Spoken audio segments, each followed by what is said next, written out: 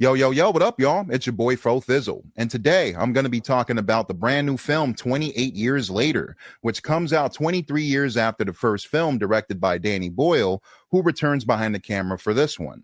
So ain't nothing to it but to do it.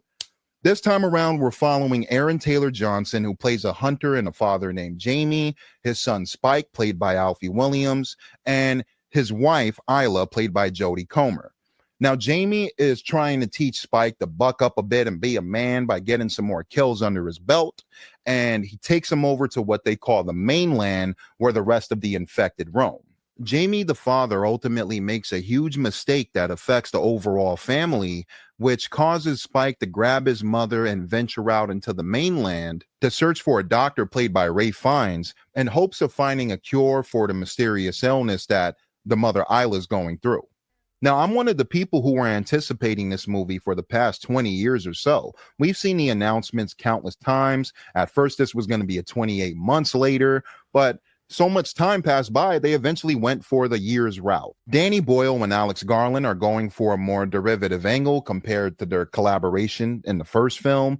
And that involves mainly with the infected and how they operate in this movie. They have evolved. They are more so a community now. And there are a couple choices creatively that I wasn't really gelling with when it comes to the appearance of the infected. A majority of the infected in this film are naked. So you are seeing zombie meat swinging everywhere. And I can understand that some people do have a fear of being naked. So maybe that's what Danny Boyle was going for. But it just didn't work completely for me. We do have a new infected boss by the name of Alpha, who's chasing our characters throughout the movie.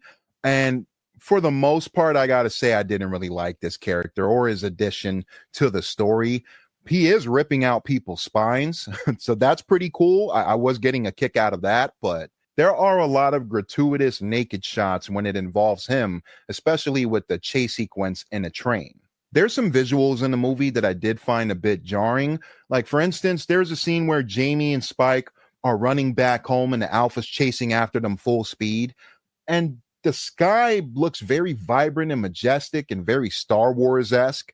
And it almost took me out of the movie because it was a different feeling than a traditional 28 kind of flick.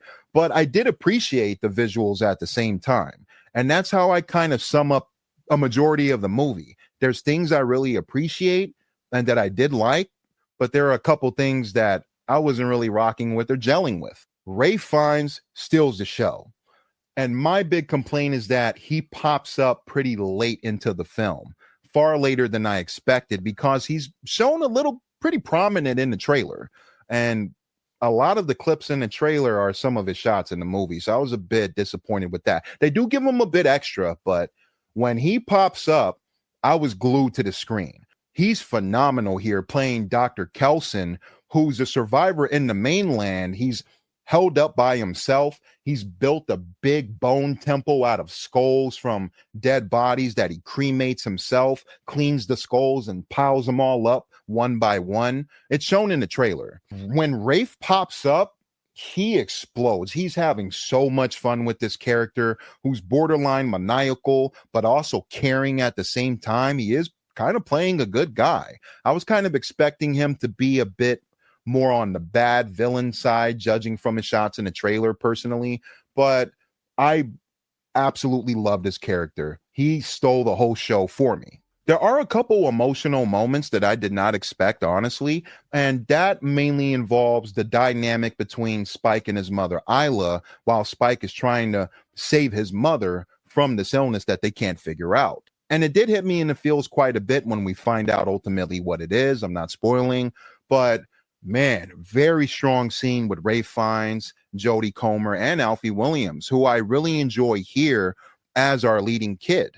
I think he does a really good job playing Spike. In fact, I'll say he puts in a better performance here than Megan Burns as Hannah in the first film. That's my personal preference. There is a decision with Aaron Taylor Johnson's character that I didn't expect either, and it does affect the storyline. It transitions from following Spike and the father to following Spike and the mother. and it boils down to what Jamie did. Moving on to the kills and the overall body count, I was very half and half on it. There's a couple really wonky camera work effects when Spike is shooting an arrow or Jamie's shooting, it hits the zombie, but before it hits, Danny Boyle does this kind of Matrix wonky slow motion effect before the arrow hits. And it took me out every time it happened because I thought it was overdone. I was like, maybe if he did that once or twice. But in the first half, when we're following Jamie and Spike, there was so much of it. I was like, yo, what is with this wonky effect? It was just like, it was like, I was like, what is going on?